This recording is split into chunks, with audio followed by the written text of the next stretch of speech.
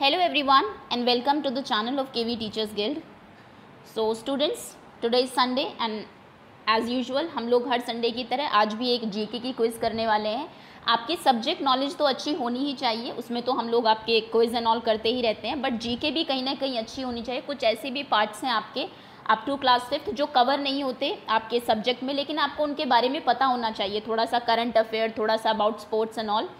So let's take a test now. कितनी अच्छी GK है आपकी। क्वेश्चंस पूछे जाएंगे, कुछ चीज़ें आपको बताई जाएगी और वीडियो के एंड में आपको सारे आंसर्स भी मिल जाएंगे। क्विज़ कैसे करनी है, जैसे आप नॉर्मल क्विजेस करते हैं अपने सब्जेक्ट की, वैसे ही आपको यहाँ पर भी अटेम्प्ट करना है। Okay, let's start now. So the first question, अच्छा कोई भी बच्चा नया है चैनल पर तो सब्सक्राइब कर ले, जिससे कोई भी क्विज़ आपकी सब्जेक्ट की या फिर कंप्यूटर की या फिर ग्रामर और जीके कोई भी क्विज़ आपकी आती है तो मिस ना हो। फर्स्ट क्वेश्चन है आपका, dash is longest man made monument. कौन सा इनमें से सबसे बड़ा मैन मेड मॉन्यूमेंट है जो कि ह्यूमन बीइंग ने बनाया है और सबसे लंबा है वो, and it is one of the new 7 wonders of the world. आपको पता है हमारे दुनिया के 7 अजूबे हैं, 7 वंडर्स, जिसमें से कि ताजमहल भी एक है। तो ये जो सबसे लॉन्गेस्ट मॉन्यूमेंट है ये भी उनमें से एक है। क्या नाम है इसका? आपके ऑप्शंस हैं, A the Eiffel Tower, B the Great Wall of China, C the pyramids of Giza.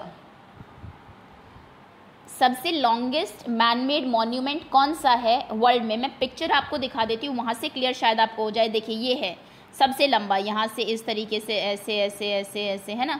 तो नाम आपको पता होगा कि क्या नाम है इसका, Eiffel tower, great Wall of China या फिर पिरामिड्स ऑफ गीज़ा। जो भी आपको लगता है करेक्ट आंसर है, आंसर 1 ABC आप लिख दीजिए। वीडियो के एंड में आपको सारे आंसर्स पता लग जाएंगे, वहाँ से आपको पता लगेगा कि आपका आंसर करेक्ट है या नहीं।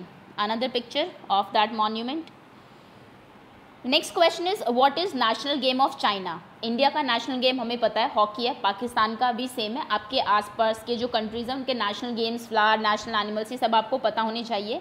तो चाइना का नेशनल गेम कौन सा है? आपके ऑप्शंस हैं, A hockey, B bull fighting, C table tennis. Hockey, bull fighting या फिर टेबल टेनिस। ओके, आंसर आपने कर दिया होगा। वीडियो के एंड में आपको आंसर पता भी लग जाएगा। एंड मैं हिंट के तौर पे आपको ये भी दिखा देती हूँ, गेम आपने ज़रूर देखा होगा, खेला भी होगा। तो नाम क्या है, ये हिंट है आपका, यही चाइना का नेशनल गेम है। अब आपको ज़रूर आंसर पता होगा। Next is, which of the following part of sun is visible at the time of eclipse? जब सोलर इक्लिप्स होता है, जिसे आप सूर्य ग्रहण बोलते हैं, तो सन का कौन सा पार्ट दिखाई देता है? पहले तो मैं आपको सन के पार्ट्स बता दूँ, हो सकता है आपको ना पता हो। तो ये देखिए, सबसे बीच का जो पार्ट है इसको आप बोलते हैं कोर। सबसे ज़्यादा जिसमें कि जो हीट प्रोड्यूस करता है ये कोर है आपका। उसके ऊपर अगर आएंगे तो इसको हम बोलते हैं रेडिएटिव जोन।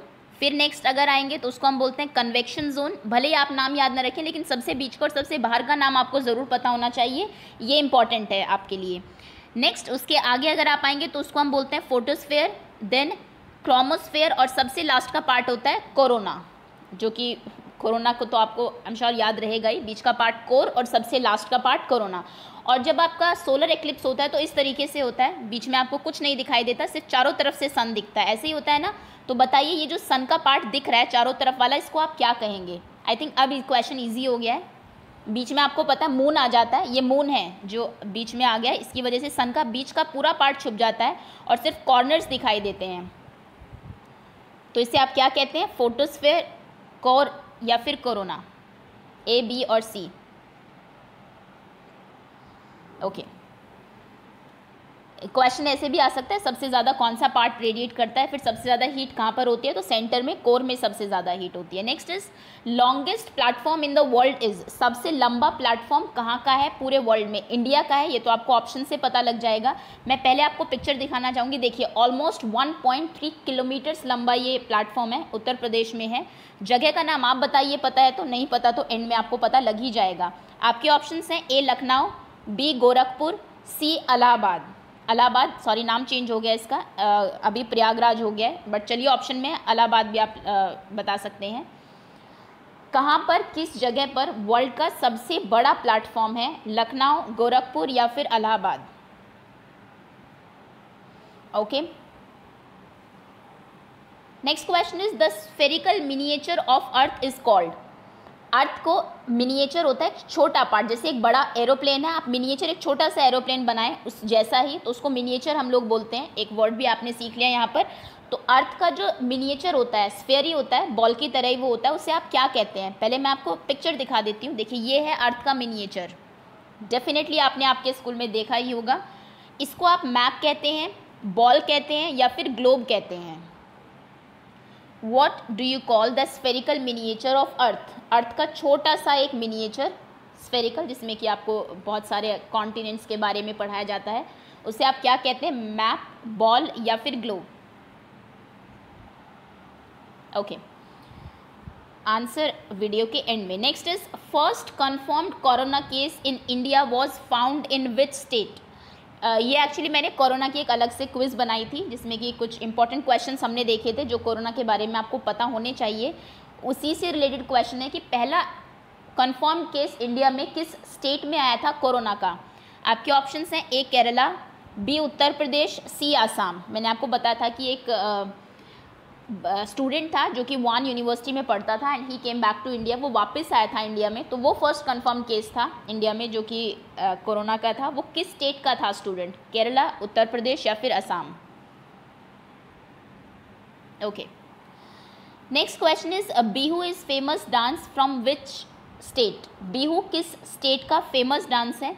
बिहू में दिखा देती हूँ पहले होता कैसे। इस तरीके से होता है। केंद्रीय विद्यालय में तो आपने देखा होगा वेरियस स्टेट के डांसेस बच्चे करते ही रहते हैं, हर साल कोई थीम दी जाती है आपको अंडर जो आपका एसएसटी का कंपटीशन होता है उसमें।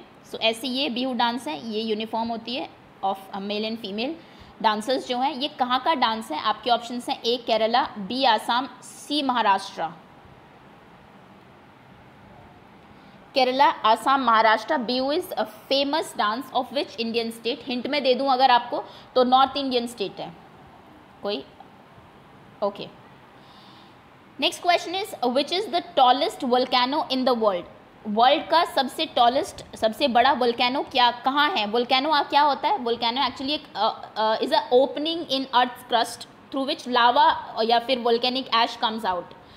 आपको पता है अर्थ के अंदर अगर बहुत डीप आप जाएंगे तो वहाँ पर उसको आग का गोला कहते हैं हम लोग। तो क्या होता है कि कई बार अर्थ की किसी क्रस्ट से लावा बाहर आ जाता है, वो जो आपकी फायर है वो बाहर आ जाती है in the form of liquid magma, उसको मैग्मा बोलते हैं। आग वैसे आपने लगते हुए देखी होगी, लेकिन जो वोल्केनो से बाहर जो आग आती है वो एक्चुअली दिखा देती हूँ मैं आपको। वो ये तो अभी ठंडा है इस तरीके से, वो एक्चुअली इतनी ज़्यादा होती है कि वो पानी की तरह आग बाहर निकलती है, इतनी हीट है हमारी अर्थ के अंदर। तो अर्थ की क्रस्ट से जब वो बाहर निकलती है उसको हम लोग वोल्केनो बोलते हैं। तो वर्ल्ड का ये अभी ठंडा पड़ा हुआ है वोल्केनो, आप देखेंगे चारों तरफ एशेज़ हैं, यहाँ पर राख पड़ी हुई है क्योंकि ठंडा हो गया है, पहले कभी ये इरप्ट हुआ होगा। तो सबसे टॉल, सबसे लंबा वोल्केनो कहाँ पर है? आपके ऑप्शंस हैं ए एटना, इटली में है जो कि एक जगह, बी मौना किया जो कि यूएसए में है, या फिर सी तंबोरा जो कि इंडोनेशिया में है।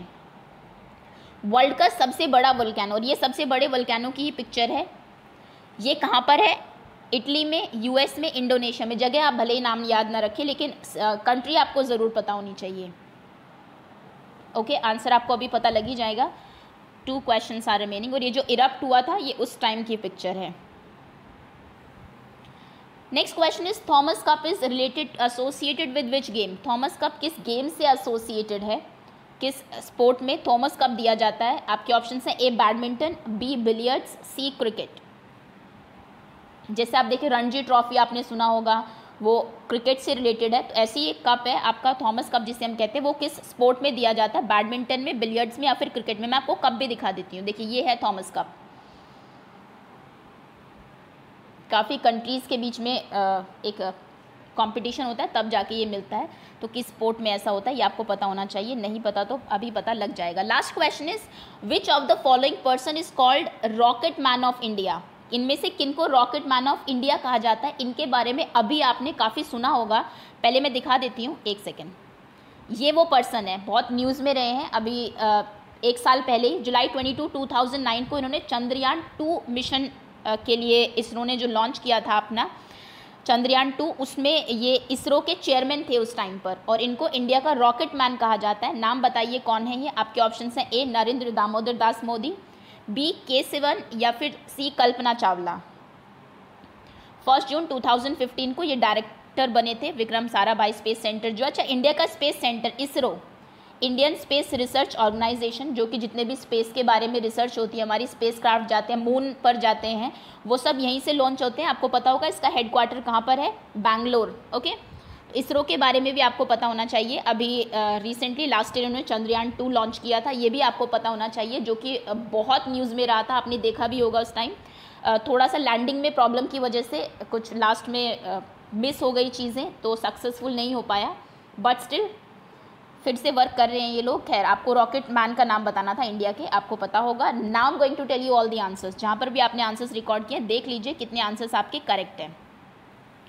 फर्स्ट क्वेश्चन का आंसर है B, second C, third C, fourth B, fifth C, sixth A, seventh B, eighth B, ninth A, tenth B.